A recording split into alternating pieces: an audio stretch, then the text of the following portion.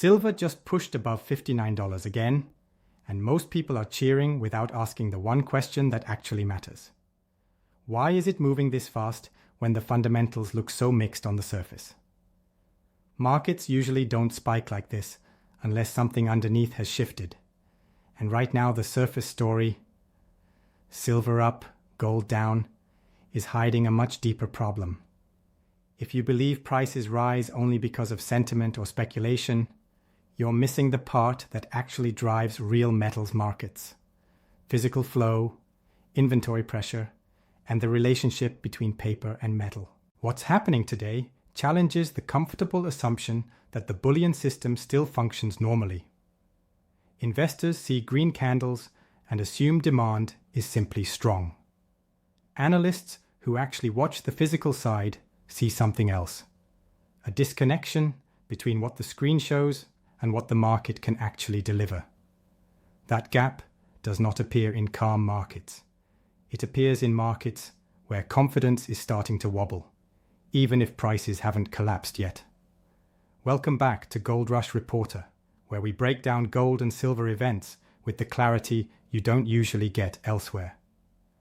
I'm here as your precious metals analyst, and today's move in silver is not just another rally, it is a signal. Before we dive in, one quick note. Pay attention not just to the price, but to the structure behind it, because that structure tells you more than any chart ever will. The trigger for today's discussion came from a simple observation. The spread between the bid and ask prices in silver has blown out far beyond normal ranges. In a functioning market, that spread is narrow because dealers hedge physical metal with futures and remain protected even if prices move. But today, the futures market is several dollars below the physical market, which means anyone buying real metal and hedging on paper loses money instantly. That is why dealers are reluctant, refineries are tightening, and buyers are confused. The paper price and the physical price no longer align. When the hedging mechanism breaks, the entire trading chain feels it. Dealers cannot price metal normally, refiners hesitate to release inventory, and buyers begin to compete for whatever ounces still exist. This is not a premium spike or a sentiment shift. It is a structural fracture. Analysts like Adrian Ash and others have been warning about these pressures for months, and the market is finally showing the symptoms in real time. At the same time, physical demand is rising from industrial sectors, solar, electronics, EV manufacturing, while mine output grows slowly. Silver is consumed rather than stored, unlike gold, so shortages show up faster. That combination of tight supply and stressed physical trading creates a feedback loop. The more people rush to secure metal now, the more the spreads widen, and the more the paper market loses credibility as a pricing mechanism. This is why today's move feels different from a normal rally. The price is responding, yes, but the mechanism behind it is signaling something more serious. And that mechanism is exactly what analysts are beginning to focus on, because once the physical market and the paper market diverge too far, the consequences become unavoidable. When you strip away the noise around today's silver rally, what remains are several structural pressures that most casual observers either overlook or misunderstand. The market is not moving because sentiment suddenly improved or because traders decided to chase momentum. It is moving because the physical market is tightening. At the same time, the paper market is weakening in its ability to represent reality. That combination is rare, and it forces prices to adjust in ways people misinterpret as volatility when it is really a shortage of alignment between supply and pricing mechanisms. The first pressure point is physical availability. Silver is not a metal that sits quietly in vaults the way gold does. It is consumed. Solar panels, electronics, industrial catalysts, EV systems. These sectors take silver out of circulation every day. Mining output has not kept pace for years, and most silver produced comes as a byproduct of other metals rather than dedicated silver mines. That means you cannot simply increase silver output when demand spikes. You only get more silver when copper, zinc, or lead production expands, and those cycles move slowly. Because of that, deficits accumulate quietly until they become visible. Analysts focusing only on price miss this because the deficit shows up in inventories and delivery pressure, not in headlines. The market has already reported multiple consecutive annual deficits, and the latest data suggests the gap is not shrinking. That tells you the supply problem is structural, not temporary. Anyone expecting silver to behave like a typical commodity with flexible supply is working from a false premise. The second pressure point is the futures market, especially COMEX. The paper market depends on confidence. Confidence that contracts can be rolled, delivered, or replaced without stress. When the cash market trades above the futures market, the structure flips into backwardation, which signals urgency rather than normal inventory flow. This is not a market anomaly. It is the market telling you that real metal is scarce while paper promises are abundant. In such moments, hedging becomes expensive or impossible, and dealers stop acting as market makers because they cannot protect themselves. When hedging breaks, spreads widen, and the physical market becomes fragmented. That is why refiners hesitate, why dealers reduce trading, and why buyers notice inconsistent pricing. These are not emotional reactions. They are rational risk responses in a market where the paper price does not cover physical costs. Another pressure comes from institutions. Industrial demand is steady or rising, while financial demand fluctuates. When central banks, industrial buyers, and investors move simultaneously toward physical metal, even a modest increase in demand creates outsized effects because the market is thin compared to gold. Silver cannot absorb large orders without moving price, and that is a structural vulnerability that many analysts underestimate. Macroeconomic forces add another layer. Tightening liquidity, rising geopolitical risk, and uncertainty in major currencies all shift capital toward hard assets. That does not mean silver rises because money is flowing in. It means silver rises because the paper markets lose credibility, while physical demand remains constant or upward. The shift is subtle but powerful. What most people miss is this: the silver market is not too small or too volatile. It is simply too constrained for the level of demand it is facing, and the mechanisms meant to balance the market are failing under stress. And when those mechanisms fail, the market does not collapse immediately. It sends signals first. One of those signals appeared today. Once you understand the physical tightness and the dysfunction in the paper market, the next step is to see how these pressures spill over into both silver and gold. Most people treat the two metals as independent, but they are linked through investor psychology and through the way liquidity moves across safe haven assets. When silver shows stress first, because it is thinner, more industrial, and more sensitive to inventory shocks, gold often responds later, but it responds for different reasons. Silver moves because the physical market tightens. Gold moves because investors seek stability when paper systems look unreliable. A common mistake analysts make is assuming that a silver rally automatically reflects risk appetite or speculative flow. That assumption is lazy. In tight markets, speculation actually retreats because uncertainty increases. What you see instead is a shift toward physical ownership. People buying metal because they do not trust contracts, not because they expect a quick gain. Investors behave defensively when confidence fractures, and silver, being both industrial and monetary, sits right at the intersection of those behavior patterns. Gold behaves differently. It does not depend on industrial demand, so it does not tighten in the same way. Instead, gold reflects confidence in the financial architecture itself. When the denominator, the currency, weakens or loses credibility, gold absorbs the pressure. That is why gold can rise even when silver is volatile or confused. The market uses gold as a stabilizer and silver as a signal. Silver tells you something is wrong in the physical flow. Gold tells you people don't trust the system. People also believe that metals move only when inflation spikes or when central banks cut rates. That belief ignores the deeper mechanism. Metals move when trust erodes. Inflation is just one symptom. Trust erosion can come from debt overhang, currency debasement, or liquidity stress, all of which are present in different forms today.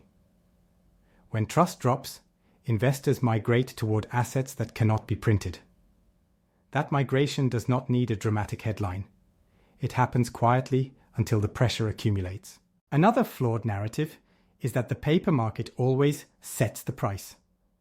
In normal conditions, that is true because futures reflect expectations and liquidity. But in stressed conditions, the physical market sets the tone. When futures trade below the cost of acquiring real metal, the paper price loses authority. That is what backwardation signals.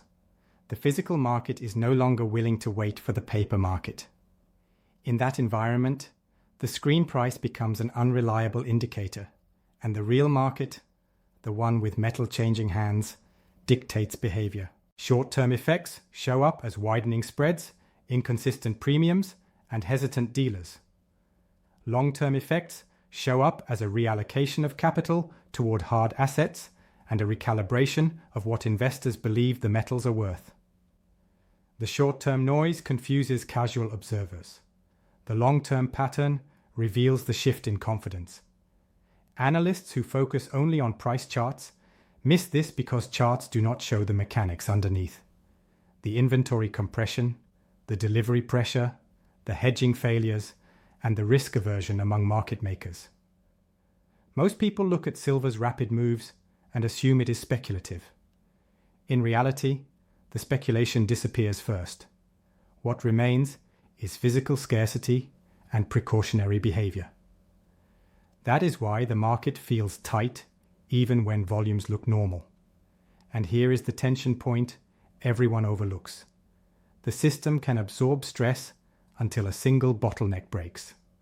And in silver, that bottleneck is not price, it is deliverability. When deliverability falters, everything else follows. When you strip away the noise and focus strictly on the mechanics, the next phase for gold and silver hinges on whether the physical tightness intensifies or stabilizes. Silver is already showing signs of strain. Inventory withdrawals, rising lease rates, and a market that is leaning toward backwardation rather than contango. Those conditions do not persist forever. They either resolve through a supply response, which takes time and capital, or through a price response, which forces demand to retreat. What most people fail to acknowledge is that neither path is clean. Supply cannot ramp up quickly because silver is mostly a byproduct. Miners cannot suddenly produce more unless copper or other host metals justify it. Demand does not collapse easily because industrial users cannot simply stop using silver in photovoltaics, electronics, or chemicals. That creates a narrow corridor where the market remains tight without a clear release valve. Copper complicates the picture further. Copper is at or near record levels, driven by structural tightness outside the United States, inventory fragmentation, and tariff-driven stockpiling. Silver is tied to copper through mining and through industrial demand, so copper's strength translates into higher production costs for silver even before it affects supply directly. That means silver faces a squeeze on both sides, constrained output and resilient demand. When the cost side rises, while the supply side cannot respond, the only mechanism left is price, but not in the way retail investors imagine. You do not get smooth upward trends. You get sudden jumps, liquidity gaps, and periods where the market simply cannot clear at normal prices. Gold, by contrast, is less vulnerable to industrial cycles, but more sensitive to financial stress. Recent behavior shows gold holding near highs, while equity markets remain relatively calm. That combination is fragile, not stable. Gold does not climb because everything is fine. It climbs because a subset of participants is hedging against a deterioration that the headline indices have not priced. If liquidity conditions tighten, and they already have in several segments of the credit market, gold will amplify that signal. Not because investors panic, but because they reposition quietly, and those flows accumulate until the market notices. The risk factors are obvious, but often ignored. One is the divergence between paper and physical markets. As soon as deliverability becomes questionable, confidence in futures weakens. Another is the combination of high industrial demand and constrained mining output, which reduces the cushion metals usually have during shocks. A third is geopolitical pressure. Tariffs, supply fragmentation, and trade uncertainty create inventory behavior that does not follow traditional supply-demand cycles. When traders withdraw metal from certain warehouses and concentrate it in others, the market loses transparency and prices react disproportionately. There is also the macro factor. If recession signals strengthen while inflation remains sticky, central banks face a dilemma. They cannot ease aggressively without risking currency weakness, and they cannot tighten without increasing credit stress. Metals thrive in that ambiguity because they sit outside the debt system. That is why gold and silver do not move only when rates change. They move when confidence in debt dynamics falters. What is unlikely is a clean, linear adjustment. Metals do not correct gently when the underlying mechanics are tight. What is more probable is a period of choppy pricing, widening spreads, and intermittent stress, followed by either a plateau or a structural shift, depending on whether physical supply can keep up. And here is the blunt truth. The market is fragile enough that a small shock, a warehouse issue, a delivery failure, a policy surprise, or a liquidity event could push silver into a situation where pricing no longer reflects expectations but constraints. When you step back from all the noise, the story is actually simple. Gold and silver are being pushed by forces that most commentators either misunderstand or deliberately overlook. Silver is tightening because its supply is structurally constrained, while its industrial demand remains stubbornly resilient. Copper's strength adds pressure rather than relief, because higher copper prices raise the cost of producing silver without guaranteeing any increase in output. That is a mechanical problem, not a narrative problem, and mechanical problems do not resolve through optimism. They resolve through either increased production, which is slow and expensive, or through a price adjustment that forces demand to adapt. Neither outcome is smooth or predictable, and neither conforms to the steady rise fantasies you hear in retail circles. Gold behaves differently, but it is driven by the same underlying tension.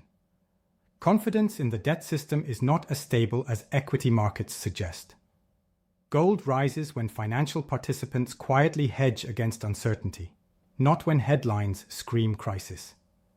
That creates a disconnect between prices and sentiment, which many viewers misinterpret as irrational strength. It isn't irrational. It is a signal that liquidity and risk perception are shifting in ways that are not visible in the surface indicators. Gold does not need a crisis to move. It needs a crack in confidence, and cracks often start small before they become obvious. Both metals converge in one important way. They reward clarity. When the physical market tightens or financial stress accumulates, prices reflect constraints rather than expectations. That is the part most analysts miss, because they focus on macro headlines instead of market structure. Structure tells you where the pressure points are, and metals markets are currently leaning toward pressure rather than slack. Silver has measurable strain in inventories, lease rates, and industrial demand. Gold has measurable strain in the financial plumbing, particularly where liquidity is thinner than official data admits. What matters for investors is not whether prices go up tomorrow, but whether the conditions that create tightness are improving or worsening. In the current environment, the conditions are not improving. Mining cannot expand quickly. Industrial demand cannot vanish. Supply chains remain fragmented. Tariffs and geopolitical friction continue to distort inventory flows. And liquidity remains uneven, with pockets of stress that do not show up in headline markets until it is too late. That combination makes the system fragile rather than robust. Fragility does not guarantee a spike, but it guarantees volatility. When markets sit on narrow margins of supply or confidence, small shocks have outsized effects. That is the real implication of everything discussed. Metals are positioned in a zone where constraints matter more than sentiment, and where structure matters more than stories. The opportunity or risk ahead depends on whether those constraints tighten further or ease. But the direction is determined by mechanics, not marketing. For viewers, the takeaway is straightforward. Pay attention to the pressure points, not the noise. Silver's industrial tightness and gold's financial role are both active now, and both environments reward disciplined analysis rather than speculation. This is Gold Rush Reporter, where we strip the noise, follow the mechanics, and focus on what actually moves the metals.